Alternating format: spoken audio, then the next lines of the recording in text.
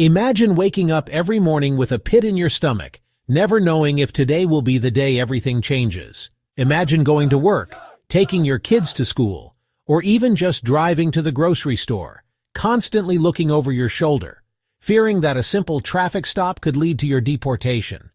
This is the reality for millions of undocumented immigrants across the United States. And with President Donald Trump once again pushing for mass deportations, things are about to get even worse.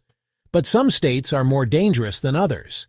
Some states have laws that make life nearly impossible for undocumented immigrants, where police can stop you just because they suspect you're here illegally, where local governments work hand in hand with ICE to track you down, and where everyday activities like working, renting a home, or even sending your kids to school come with terrifying risks. So, which states are the absolute worst? Which places should undocumented immigrants fear the most in 2024? Stay tuned, because today we're breaking down the 10 worst states for illegal immigrants as Trump launches mass deportations. Before we dive in, I want to hear from you. Do you know someone who's been affected by immigration crackdowns? Have you seen the impact of these laws in your community? Drop a comment below and let us know your thoughts.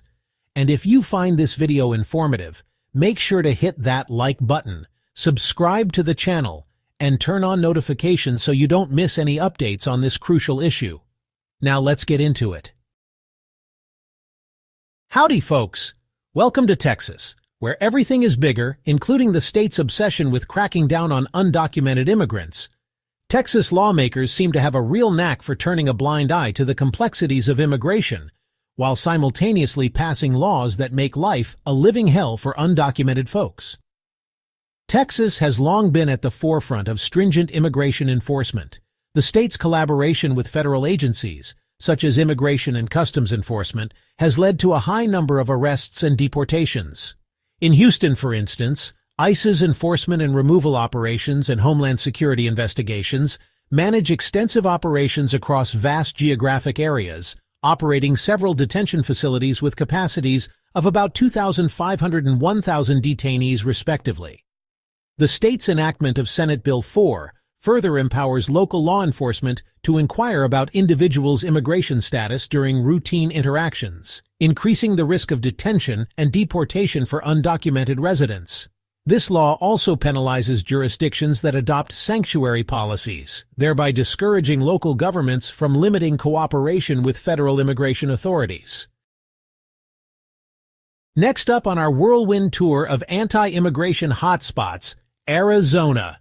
The Grand Canyon State, known for its stunning natural beauty and its equally stunning ability to pass controversial immigration laws.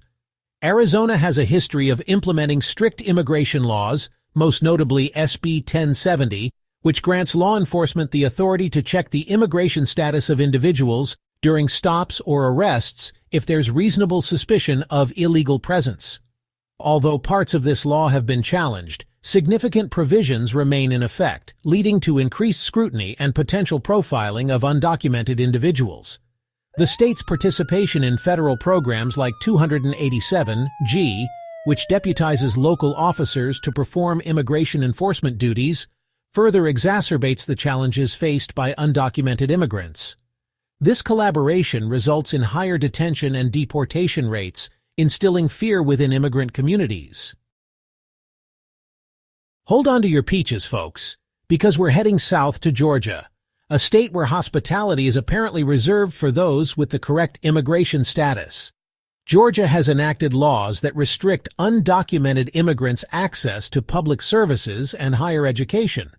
For example, certain public colleges and universities in the state prohibit the enrollment of undocumented students, limiting their educational opportunities. The state's implementation of the Illegal Immigration Reform and Enforcement Act, HB 87, mirrors Arizona's SB 1070, empowering law enforcement to verify immigration status during investigations. This legislation has led to increased detentions and a pervasive sense of insecurity among undocumented populations. Next stop on our tour of terrible immigration policies, Alabama.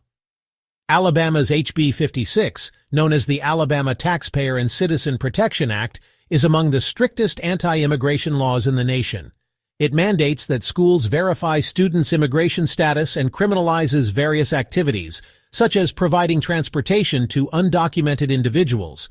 Although some provisions have been blocked by federal courts, the law's existence contributes to a climate of fear and marginalization. Undocumented immigrants in Alabama face significant barriers to accessing essential services and are at heightened risk of legal repercussions. Next stop on our Southern Discomfort Tour, Mississippi. Now, Mississippi might be famous for its blues music, but undocumented immigrants in the state aren't singing the blues, they're living them. Mississippi has adopted stringent immigration enforcement measures, including legislation that penalizes employers for hiring undocumented workers. The state's participation in federal enforcement initiatives has led to increased workplace raids and deportations. The lack of sanctuary policies means that local law enforcement agencies frequently cooperate with ICE, resulting in higher detention rates. Undocumented immigrants in Mississippi often encounter difficulties accessing legal protections and community support. We've covered a lot so far, and as you can see, the situation for undocumented immigrants in these states is getting more dangerous by the day. But I want to hear from you. What do you think about these crackdowns? Do you live in one of these states, and have you seen these policies in action? Drop a comment below, and let's start a conversation.